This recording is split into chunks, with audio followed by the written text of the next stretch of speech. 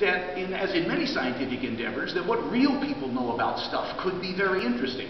If you know anything about modern medicine, you will know that some drugs have not come from guys in white coats in laboratories, but from guys in white coats in laboratories trying what various native groups have done around the world to heal diseases. In other words, folk medicine is not an important thing to know just because people get it wrong, but it's also a very important thing to know because people get it right. So maybe the people who speak languages have some insights.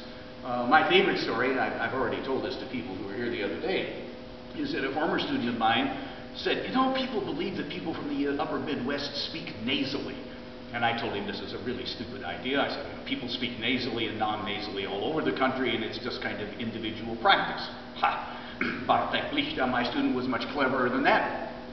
He put a nasometer on people, measured nasal pressure as it came out during they were speaking, and showed that there was a correlation between upper Midwestern speech and nasality.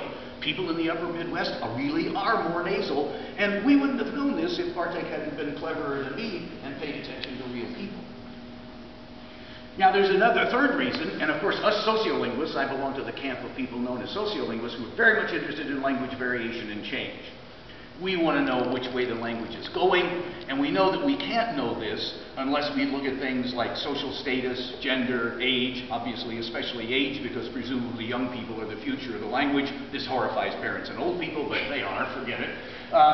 And it would be amazing if what people believe about language didn't have some influence on language change. If you believe that here's something that shouldn't be done, language shouldn't be done in this way, then there's going to be some pressure to resist it. Now, normally linguistic change happens below the level of consciousness, but some folk linguistic stuff will also be below the level of consciousness, what you might call language attitude.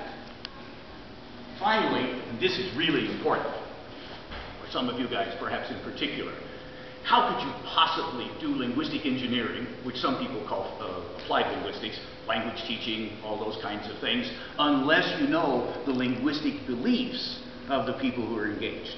I just said a story just a few days ago. I was at a conference at Central Oklahoma, University of Central Oklahoma, and a young woman from the Ojibwe tribe in Mount Pleasant, Michigan, reported that after 30 years of teaching Ojibwe obligatorily on the reservation schools, from the beginning of school through high school, they announced a complete lack of success.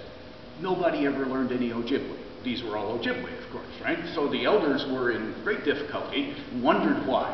And what we discovered was that anthropologists and others who knew how to teach languages had advised the Ojibwe how to teach. But everything they advised the Ojibwe went against Ojibwe beliefs about how to learn, and in particular, beliefs about how to learn a language. So you graduate from college and you have all the most recent and up-to-date ways to teach a language, and you go teach a group, and they believe that that's the worst thing that could happen to them. A little piece of research was recently done in Hong Kong, which was very interesting. In the English as a Second Language program in Hong Kong, both the professors and the students were asked to rate the 10 most important things that could happen to you in a language class. The students rated as number 1, having my errors corrected immediately when I make them by the teacher.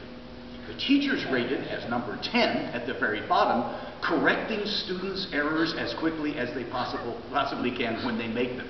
So there is, I'm sorry to tell you about this, about Hong Kong, but there is an enormous mismatch between what teachers believe they should do and what students believe should happen to them. Now, I don't want to go delve too deeply into cognitive theory, but if you believe that something's not going to happen to you because of the way people are doing things, I'm sure you've heard about self-fulfilling prophecies. So obviously, applied linguistics is very important from the point of view of folk linguistics. Now, this is everything that you ever wanted to know about linguistics. All of linguistics is here in this triangle. At the top of it is what us linguists do most of the time. We go around paying attention to things at A. This is the language that people actually produce, and this is how people actually comprehend language. So if I say the duck jumped over the barn, then I make the noises that are involved, I use the syntax that's involved, and then somebody over here hears the duck jumped over, and they process that, goes into their brains, and they say, for some reason, this stupid guy wants me to understand that a duck jumped over a barn. But we don't care about A's. What we really care about is A prime, like any other science. Otherwise, we have just got a bag full of sentences, right? So I don't care about a bag full of sentences. I want to know what's in your brain that allows you to produce good sentences, good phonologies, good whatever you call them, right? So I want to know the cognitive states and processes which govern A. Because as soon as I say a non-grammatical sentence, you may say, well, I don't know anything about syntax. But if I wrong say a sentence, oops, then all of a sudden everybody says, well, you can't say you wrong say a sentence. That's not English. So everybody who's got an English grammar embedded in their heads all of a sudden recognizes that I can't do that. So what do you have embedded in your head? I'm not going to say anything about that today except to say that that's what most of us linguists do most of the time. What I want to look at today is this huge bottom part of the triangle, the B part of the triangle, which I conceive of as a kind of continuum, which goes from conscious reactions to and comments on language. This is what I'll call folk linguistics, and it runs all the way over to this subconscious side, which is usually called by social psychologists the social psychology of language, or language attitude study. Now, I won't talk today about arguments among cognitivists about the distinction between conscious and subconscious. I could spend a lot of time, the rest of the time, and it wouldn't be a lot of fun. But what I do want to call your attention to is that if there are cognitive states and processes which lurk behind language, then why can't there also be a B prime? Cognitive states and processes which lurk behind your folk linguistic comments and your completely subjective folk linguistic attitudes. You must have some beliefs, right? A belief is a cognitive state, easy enough, right? So you must have some beliefs buried down in there which language productions tease out. And then having teased them out, you make some kind of response, whether it's a conscious one or a subconscious one. Why would you ever do this?